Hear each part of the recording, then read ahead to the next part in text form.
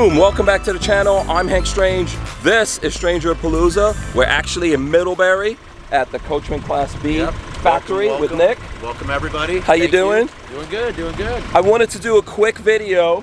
The new 2023 all-wheel drive Sprinter chassis coming out. Yep. Right? So I want to give you guys like a little preview of what the new chassis is like before it's built. Yep, absolutely. Absolutely. We got about another month before the last of our 22s get out and we start production on the 23s. Hank and I, we've seen some videos out there on YouTube about some comparisons of 2022, 2023 Sprinter chassis, so kind of just want to touch on some of those features today. Yeah, so from the outside, can we just look at some differences? And we have a 2023, but rear wheel sitting right next to it. Rear wheel drive, you're looking at about 4 inches of clearance. Okay. And then this is going to be much like a 2022 as far as clearance on a 4x4. Wow. Okay, Very really lifted good clearance from the factory. And then when you had your camera in there, listen to this. This kind of purrs a little more than hits than the 22, a little quieter. So it's a diesel still, but it's quieter for sure. A little quieter. Yeah. A little quieter. Not sure what to attribute that to. Different engine. Yep, this is their flagship engine, so they know it better than we do. Right, it's a 4-cylinder twin turbo. Yep. Driving it now, these are empty vans, these are not converted. Real peppy, unconverted. We put about 3,000 pounds, I guess, in our build on the Galleria. Really good turning, really responsive. They changed the steering to electronic versus hydraulic, right? Yeah, I think so. Yep, they've got electric steering. So where in the past maybe a Nova was really easy to steer because of front wheel drive. That's one thing with the Dodge ProMaster chassis, 35-degree turning radius. Pretty impressed with this. Much easier to turn. You're not fighting it as much. Yeah, and I didn't drive one that, as you call, raw, but the engine shifting and everything is smoother. It's got more speeds on the transmission. So yeah, definitely, and it's definitely more power, more torque. So, and then you save a little bit of weight. I think you save 30 to 40 pounds.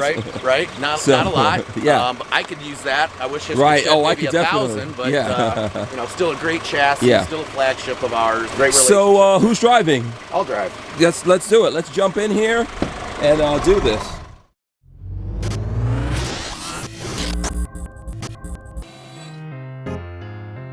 Guys, I want to remind you that we have these Vanasaur t-shirts and a new one is out. This is Campfire by Moonlight.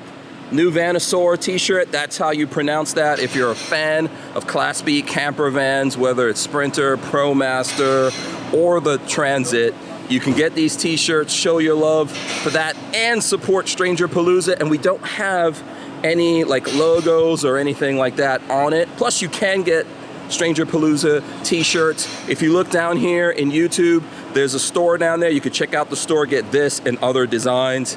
And from Lola and myself, who did all the work designing this, thanks very much. See you on the next one. All right, so just bear in mind, guys, we're driving a raw chassis. They come in like this with cutouts and plastic over it. This one's a little off, so it's gonna be a little noisy in here. It's definitely a step up. One of the main reasons we do that is when we get windows installed from Mercedes OEM, none of them are vented. Okay. So there's no cross breeze. Okay, we used to do business with C.R. Lawrence. You're going to hear that name in van building, whether it's old screens, other components. We stumbled across a local supplier that we get an even better glass than the glass that comes from C.R. Lawrence. Oh, okay. And this glass is from Turkey, sourced in Turkey. Oh, interesting. So if you look down the side of a C.R. Lawrence window, you can see some ribs. This glass from Turkey is the way it should look if it gets put on a Mercedes. Cool. All right, so we're going to put our seatbelts on, including me here, since we're driving this here. So yeah, for sure, it's got that empty sound. Yep. And the seats, I don't know if you guys can see that. These are just cloth seats that we have here.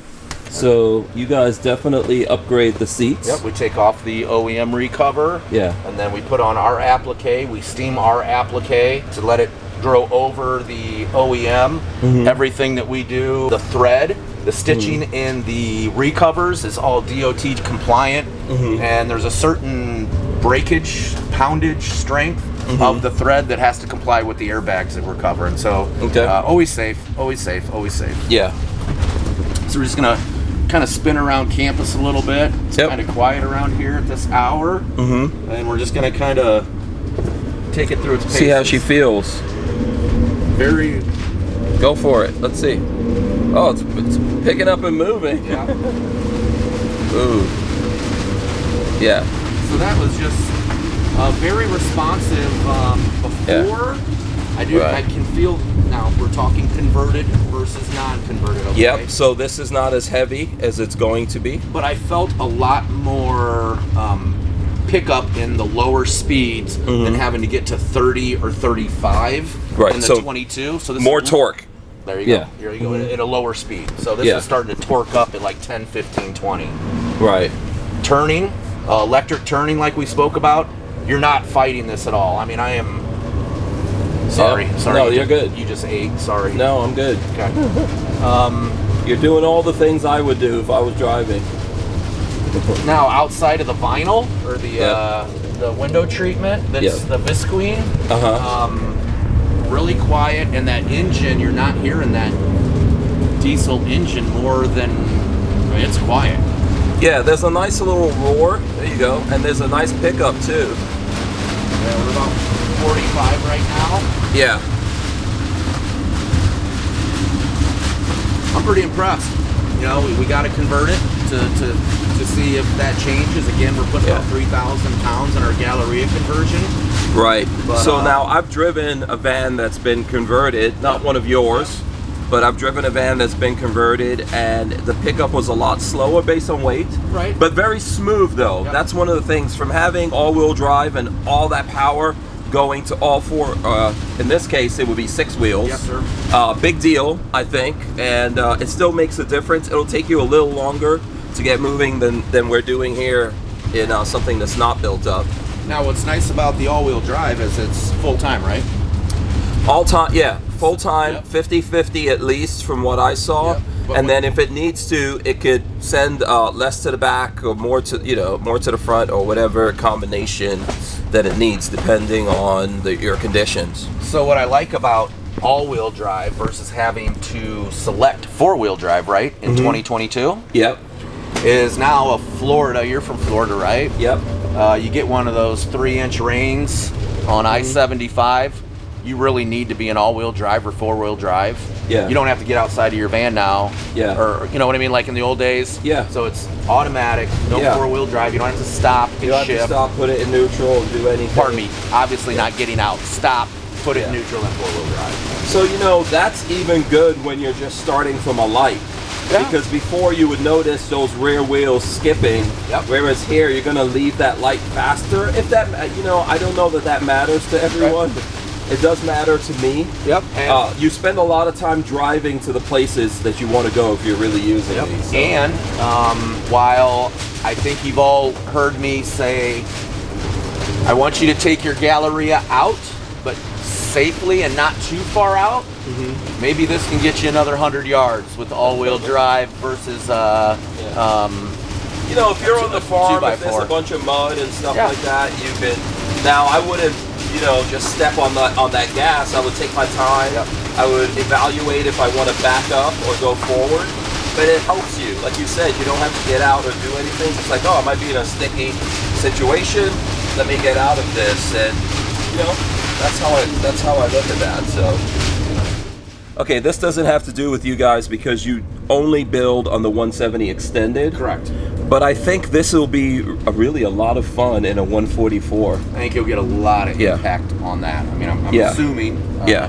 but it would all make sense if it's the same engine. Now, for a guy like me, though, a 144, very cute, I'm right behind you there. but not enough. Yeah, 140 Unlike Lola. Right. Yeah. Right. Yeah. 144 is very popular. Right. You see, Uh-huh. you see them all over the place with Yep.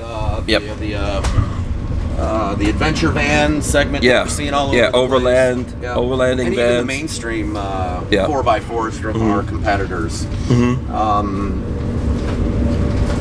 Yeah, 144 is a great chassis. It just seems like with our clientele that we've done a really good job.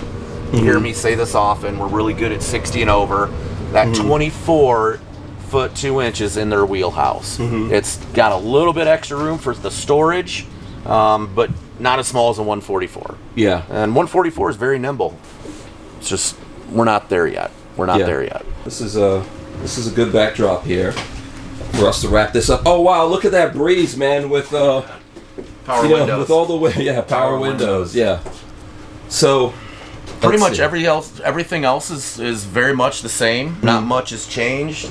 We take the floor out, we take the D-rings out, send them to Hank every now and then. Yep, thank you. I appreciate those. But you know, pretty standard outside of the engine. All right, we decided to come outside for better lighting. So where were you, Nick? We were talking about the power windows package. Power windows. Joking. Yeah. No, you know, this division started off on this chassis, and it's really neat to see from 2000 when I arrived, 17. To see the generations, and I think they're really getting it dialed in. Mercedes is a great partner, great product. Galleria still got legs underneath it and doing great out in the retail field. We're going to be, like I said, we're about 30 days away from 23s hitting the line. Very excited about it. I think for guys like me, I'm like a die-hard Ford guy. Sure. Love the Transit. I like the power and all that kind of stuff. Now, every vehicle, you know, every platform that you guys build on, whether it's the Nova that's built on a ProMaster, the Beyond built on a Transit, or this, the Sprinter, which is going to be Galleria, you know, it has an owner, a buyer, a person who's looking for that. And I think the folks out there that want Mercedes, and these are very over-engineered. Lots of you feel really the comfort. If you own one, you know about it.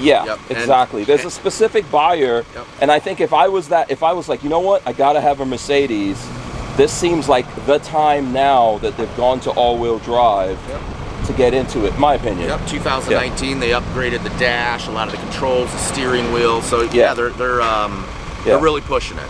Here's something funny. I get this question all the time. Nick, which chassis is your favorite? Now we got all 2023s here. This is what I'd like to happen. I'd like the Ford beyond 22 footer to breed with the Mercedes 24 and then breed with the Dodge and get a little wider and shorter for us guys and have better, you know, more turning radius. And if we could put them all in a blender, I think that would be amazing. But I think all three chassis all serve a purpose. Price point, fuel efficiency, maintenance. What do you want to put in as fuel? Do you want to put diesel or gas? Diesel, you know. Do you want to wait a long time to get an appointment for your service? Correct. Or not? Correct. Right? And that can go for a Dodge dealer and Ford dealer too. Yes, it could happen depending on where you are. So here's what I say. If you're buying a product from us, I've been talking about this for a year. Before you buy, you're getting dialed in on your purchase, whether it's a Nova, Beyond, or a Galleria, or whatever you're buying, folks, in the Class B segment. Make sure you're finding your local dealership. What we find, we've talked about this before, you go into a big city like Tampa, Ford's not going to want to get your van up on a lift. They're going to say, we don't have lifts. You go in there, I guarantee they have a lift. Same thing with maybe a Mercedes dealership, maybe a Dodge dealership, where we found success. When you get about 15, 20 miles outside of that big town, they're usually servicing suburbs, bigger trucks, less city type. They treat you nicer because they're just nicer folks. They're just a little bit more out in the country like we are. And just a different mentality on how service should be. Not saying anything wrong. This is what I've heard, and this is what I started telling customers a while ago. Customer Steve Nordahl and I went through this, and I said, hey, you're having some bad luck in town. Go out of town a little bit further, and all of his problems were solved. Phone got picked up. Things happened. So you know, just make sure you're putting some feelers out. Who's my local Mercedes dealership if I'm going to buy a Galleria? Who's my local Beyond, Ford dealership if I'm buying a Beyond? And the same for the Nova and the Dodge. Yeah, I would agree on that, and I would also say that some dealerships specialize in dealing with RVs, even Ford dealerships. So I went to a Ford dealership the other day. They specialize in dealing with RVs. So you want to find out, in the case of this, you would want to find out about the Sprinter, Mercedes dealership that does deal with this stuff.